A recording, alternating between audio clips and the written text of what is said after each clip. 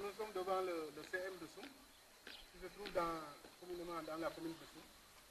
La commune est érigée depuis 2009, venant de la communauté rurale de Djilor, qui comptait 54 villages.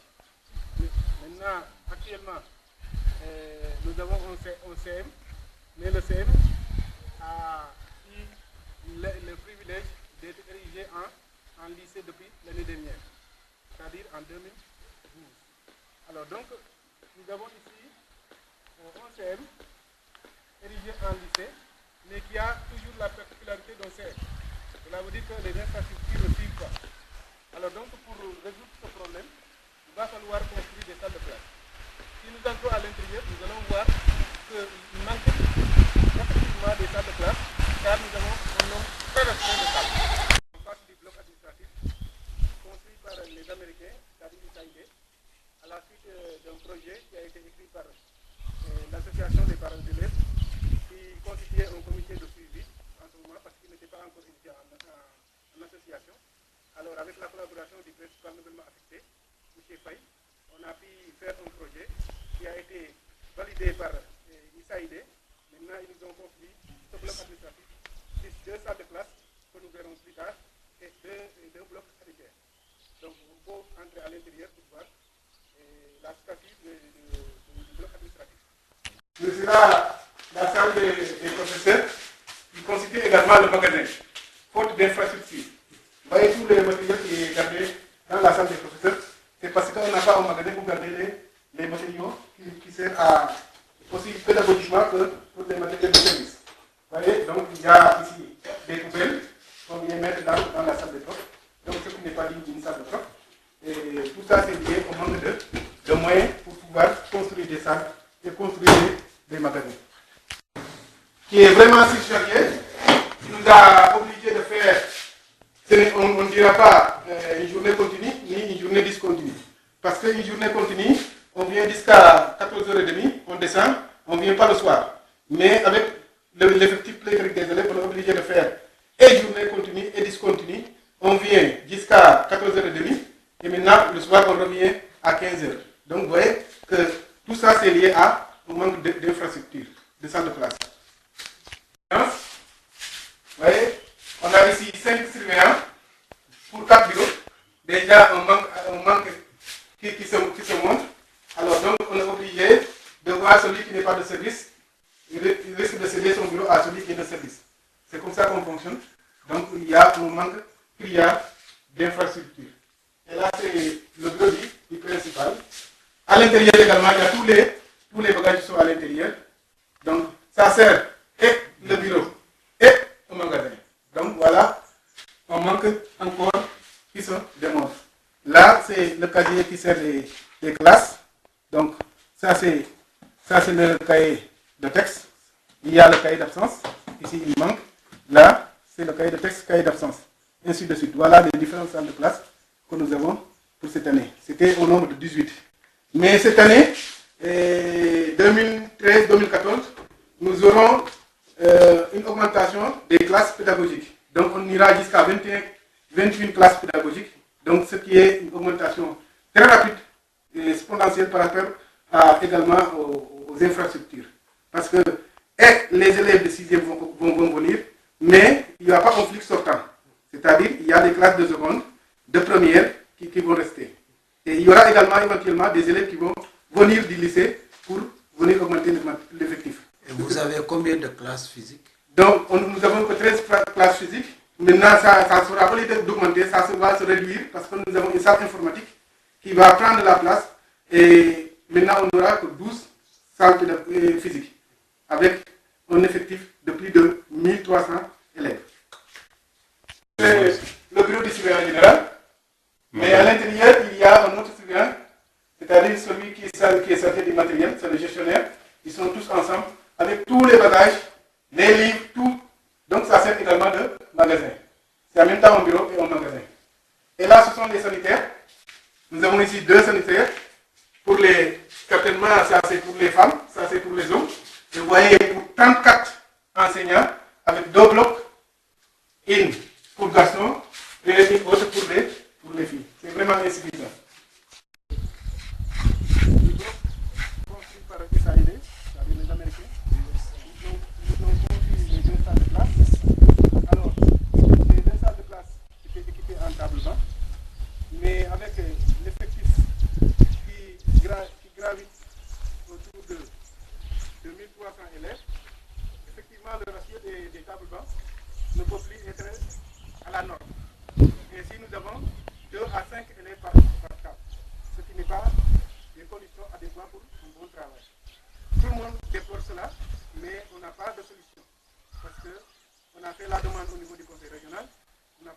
des tables bancs.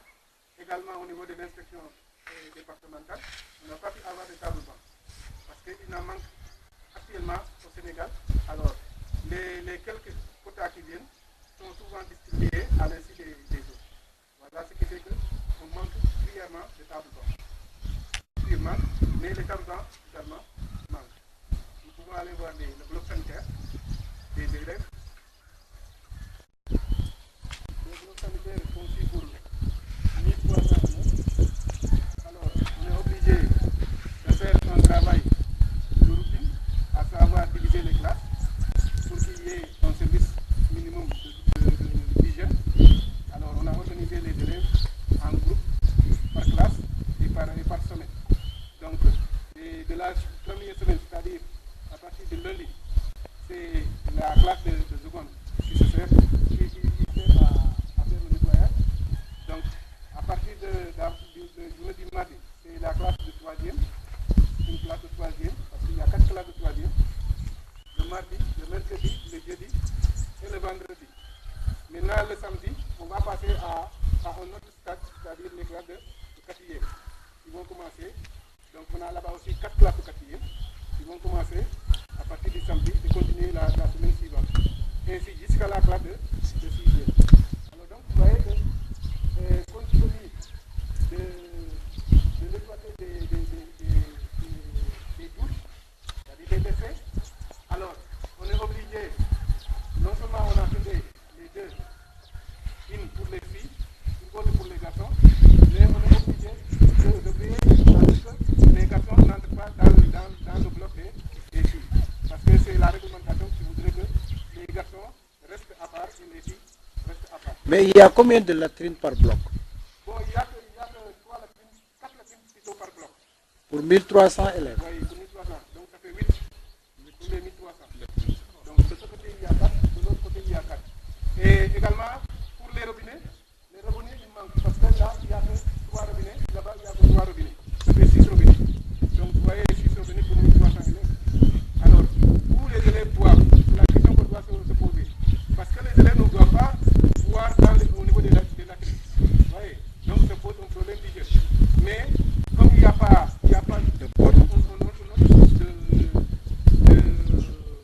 de boisson d'eau pour qu'ils puissent boire, alors ils sont obligés à chaque fois de passer de boire, sinon de sortir dans les parages pour boire là-bas. Donc tout ça c'est un manque d'infrastructure.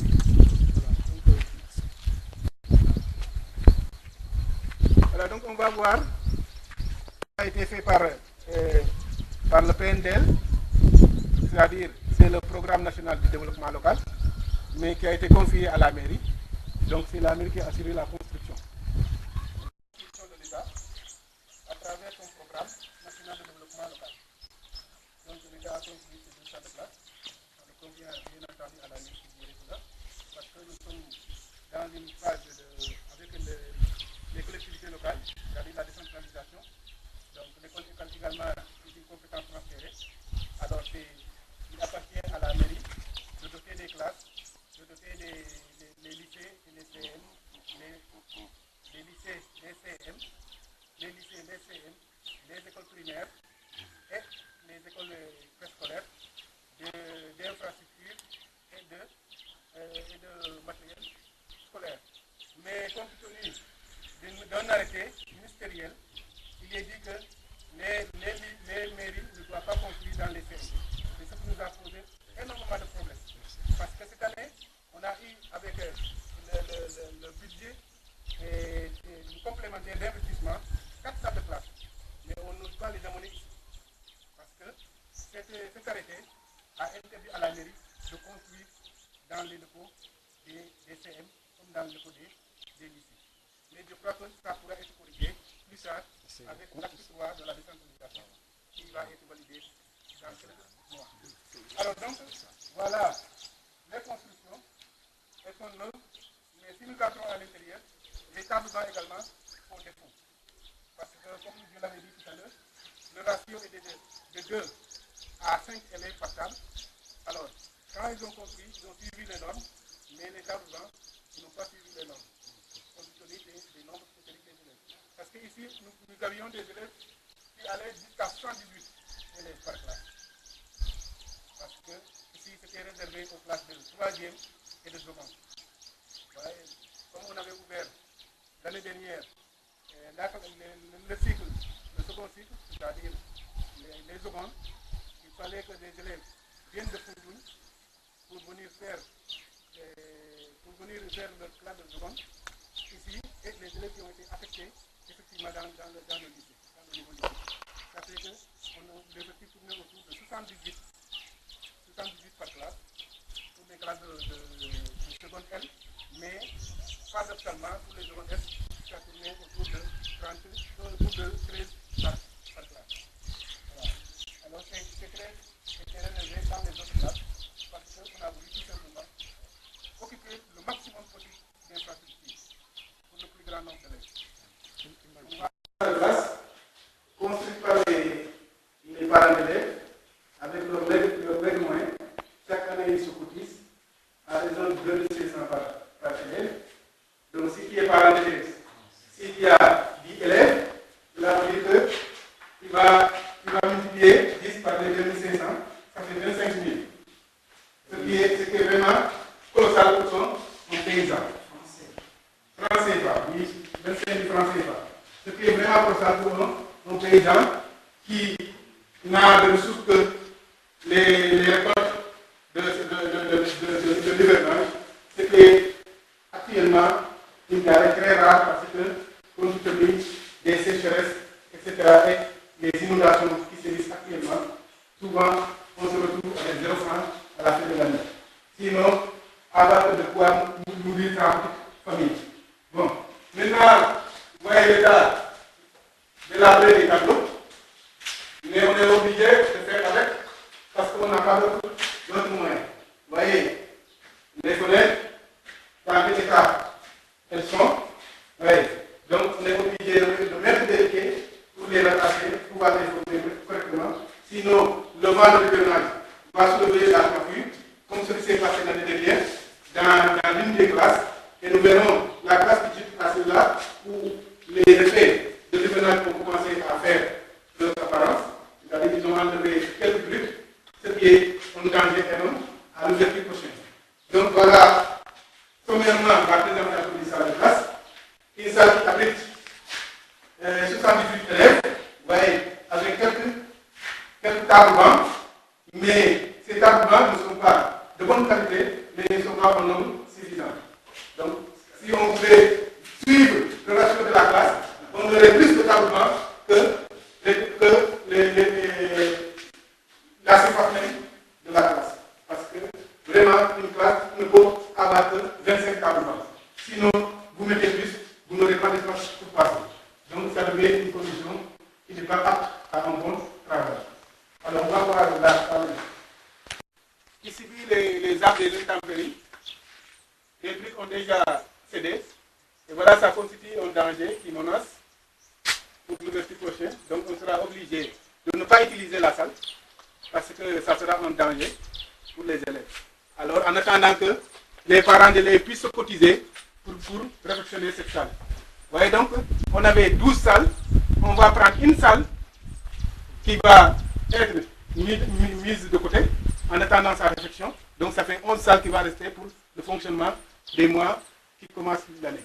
Donc, voilà déjà un manque cruel de salles qui étaient là et ça va se diminuer encore. Les salles vont connaître une baisse. Donc, ça va poser un problème très délicat pour l'administration de pouvoir gérer son nombre pléthorique d'élèves avec ces infrastructures manquantes. Donc, je vous rappelle que les salles de classe qui ont été construites ici, c'est USAID qui a construit 2 salles de classe. Le gouvernement, par le programme national de développement local, a construit 2 salles de classe. Ça fait 4 salles de classe. Donc, sur les 13 salles ou classes physiques, on a 9 qui ont été construites par les parents d'élèves, avec leurs maigres moyens. Donc, ils ont fait un effort vraiment pointu pour pouvoir faire cela. Mais, cette année, ils ont initié à construire 2 salles de classe. Mais compte tenu de leurs maigres moyens, ils n'ont pas pu terminer les travaux. Je vais vous montrer là où ils ont commencé et au stade où ils sont. Devant, surtout, je suis là sur les ont été faits pour la construction d'éventuelles salles de classe. Ils avaient prévu de construire 2 salles de classe. Comme je vous l'avais dit auparavant, compte tenu de leurs maigres moyens, ils se sont arrêtés là. Alors ils ont construit, ils ont fait des bibelots avec 4 tonnes. Ils ont acheté 10 fers. Ils ont acheté également 10 bétons. Mais leurs maigres moyens se sont arrêtés là. Alors donc, comme ils arrivaient à collecter cet argent à partir de la cotisation des populations, où une femme donnait 0,75 euros, un homme 1,5 euros, alors on a pu collecter quelques sommes. C'est cet argent-là qui a acheté le ciment, qui a fait les briques, les barres de fer que nous avons ici, plus le béton. Alors, comme ceux qui ont pu collecter leur inscription, parce qu'ils avaient une quote-part de 1000 francs, alors ces quote-part de 1000 francs servent aussi à payer le jardin, à faire certaines réparations et à payer l'électricité. Donc voilà qu'ils se retrouvent. Et également, ils ont prévu de faire une salle informatique qui est à la charge de l'école. Alors, maintenant, la quote-part qui reste pour l'accueil va servir à la construction de la salle informatique. Alors, comme je l'avais dit auparavant, nous avons ici un partenaire qui est ISAID. Alors, ce partenaire-là a réussi par le programme EDB à donner à l'école une salle informatique de 10 ordinateurs. Et ces 10 ordinateurs vont être mis à la disposition des élèves. Pour cela, ils nous ont demandé de construire une salle de classe. Comme nous n'avons pas les moyens de construire une salle de classe, on est obligé de prendre une salle parmi les rares salles que nous avons. C'est pourquoi il reste 12 salles. Alors, l'argent qui reste au niveau de la plupart des parents d'élèves va servir à construire et à équiper la salle informatique. Voilà ce qui bloque les travaux des parents d'élèves.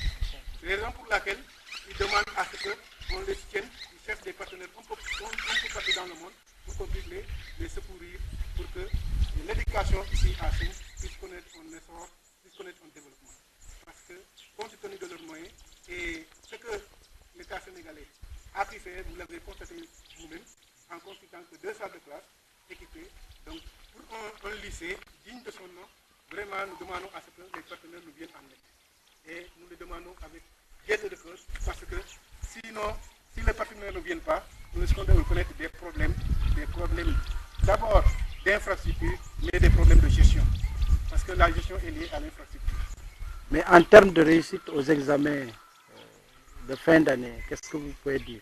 Oui, en termes de réussite, je peux dire que le lycée fait un excellent résultat, parce que cette année, il a parvenu à avoir 48,5% de réussite. Donc dans le département, il se classe parmi les premiers. Et l'année dernière, ça tournait autour de 65,7%. Donc vous voyez que chaque année, l'école fait de bons résultats. Au brevet de fin d'études, moins je crois. Oui, au brevet de fin d'études moyen. Okay. Donc voilà les résultats.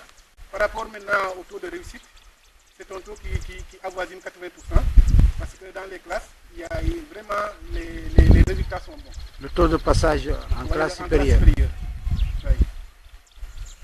Donc, voilà, on va vous présenter l'ensemble des infrastructures pour que vous puissiez avoir une vision d'ensemble de l'école.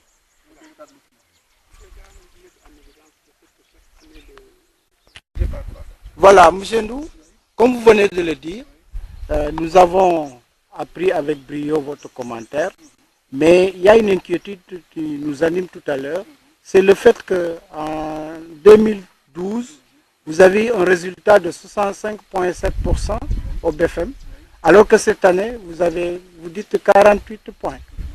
48 points combien? 48,5%. Donc cela sous-entend qu'il y a une régression du résultat. Qu'est-ce qui fait ça? Oui, cela va de soi parce que compte tenu des effectifs et des structures qui ne montent pas. Donc si on gère une classe qui a 60 élèves ou 50 élèves et on gère une autre classe qui a 78 élèves, vous voyez que les conditions de travail ne sont pas les mêmes. Comme les conditions de travail ne sont pas les mêmes, cela va de soi que les résultats vont suivre. Alors donc, pour cela, il faut qu'on ait assez d'infrastructures qui puissent accueillir les élèves. Et les infrastructures vont suivre avec également le personnel. Vous voyez, donc si un enseignant est là pour plus de 78 élèves, donc cela va de soi qu'il donne un résultat médiocre. Et les élèves s'asseyent par 3 ou 4 ou 5 Oui, comme je l'avais dit tout à l'heure, ils s'asseyent par 3, 4, voire même 5. Les conditions donc, ne le ratio sont est de pas 60 favorables. élèves par classe. Donc vous voyez, c'est un mauvais ratio. Alors donc, ici en Afrique, le ratio normal c'est de 45 élèves par classe. Mais nous allons jusqu'à 60. Vous voyez, donc c'est pourquoi les résultats vont suivre. Voyez. Malgré les efforts là, on a fait, j'ai dit que nous avons fait un bon résultat par rapport au niveau départemental. Dans la circonscription où nous sommes classés parmi les districts. Nous avons fait un bon résultat.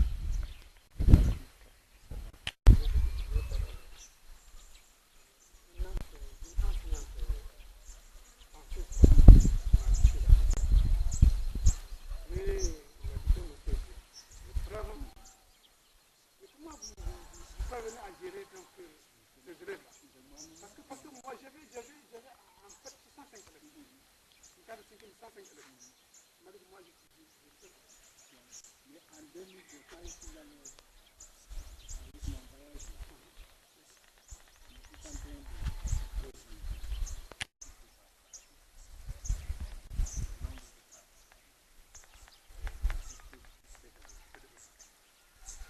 terminé par là où nous avions commencé, devant le bloc administratif. On est là devant un amas de tables bas.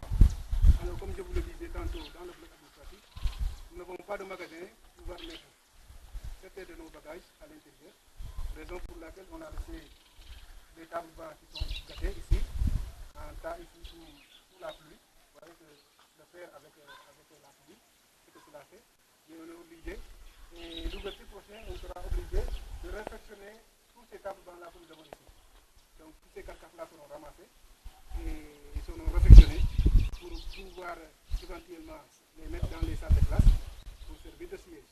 Sinon, les élèves vont s'asseoir à même le sol, ce qui est regrettable. Raison pour laquelle nous avons également, on appelle à tout le monde, tous les partenaires de venir nous aider. Donc tous les gens de bonne foi qui sont vraiment pétris d'une gentillesse de venir nous secourir, parce que s'il s'agit d'un secours, une école qui n'a pas d'infrastructure, ce n'est pas une école, mais nous voulons avoir une école. Donc nous lançons un appel à tout le monde pour qu'ils nous viennent nous aider. Donc tous les partenaires, là où ils se trouvent, n'ont qu'à se manifester pour nous venir en aide. Alors je finis par me présenter. Moi je m'appelle Mamadou Ndou. Je suis enseignant de la localité, donc de la commune, et en même temps membre de l'association des enseignants et surveillants dans le lycée. Alors je viens de faire 2 ans ici. Auparavant, j'étais dans l'école 1 dessous. J'ai fait là-bas 10 ans. Pendant ces 10 ans, j'étais en même temps membre de l'association des parents d'élèves. J'étais trésorier. Donc toutes ces salles de classe ont été construites sous ma présence. Donc je connais vraiment les difficultés auxquelles le lycée est affronté. Voilà, donc nous vous lançons un appel pour vous dire que vraiment nous sommes vraiment très bon, je dirais, nous nous appelons à venir nous aider et nous sommes très impatients parce que vu les difficultés qui nous attendent, vraiment on est impatients. Donc sur ce, nous allons terminer notre interview. Merci. Voilà, je m'appelle Elhaji Issa Senghor. Je suis le coordinateur communal de l'association des enseignants de Soum, dénommée Asenkos. Donc nous sommes là avec Michel Louis et Michel Diouf, un diagnostic participatif par rapport aux difficultés auxquelles le lycée est confronté. Et comme vient de le dire nous avons tous appris avec lui, à travers le processus de ce film-là, toutes les difficultés du lycée. Nous avons parlé du ratio en table-banc élèves, nous avons parlé des effectifs qui sont pléthoriques, nous avons parlé du déficit énorme en salle de classe, parce que vous comprenez que pour 21 classes pédagogiques, qui doit fonctionner alors que nous n'en disposons que 12 classes physiques, ça pose un énorme problème. C'est pourquoi, dans le cadre de l'association des enseignants de la commune de Soum, que j'ai le privilège de diriger, nous lançons un appel à toutes les personnes de bonne volonté, mais également à tous les partenaires à travers le monde entier pour qu'ils nous viennent en aide. Véritablement, nous sommes dans le besoin et que la commune de Soum n'a pas les moyens nécessaires pour pouvoir régler les problèmes de ce lycée-là. Donc nous attendons véritablement une aide de la part des partenaires et de la part des personnes de bonne volonté. Et pour nous joindre, nous allons mettre en Facebook notre site pour permettre à toute personne qui veut intervenir de consulter notre boîte. Mais au préalable, je peux vous donner mon numéro email. C'est senghor.issa@yahoo.fr. Pour nous joindre donc, vous pouvez envoyer vos messages à travers cet email. Je le répète, c'est senghor.issa@yahoo.fr. Je vous remercie.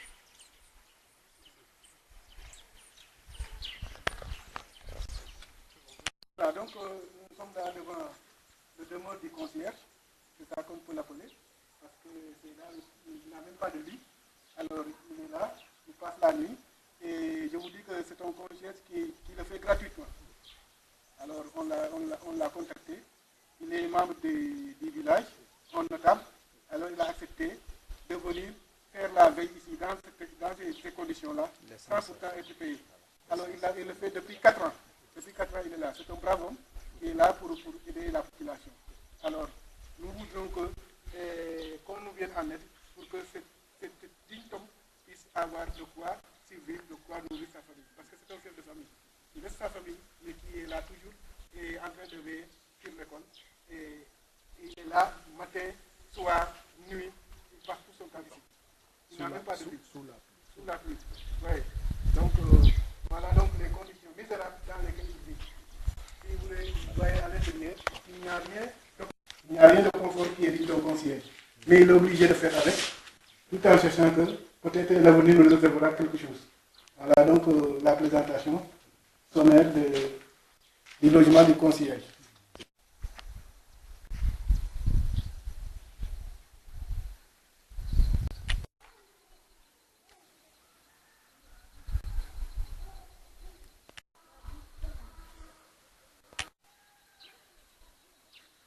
Aïcha.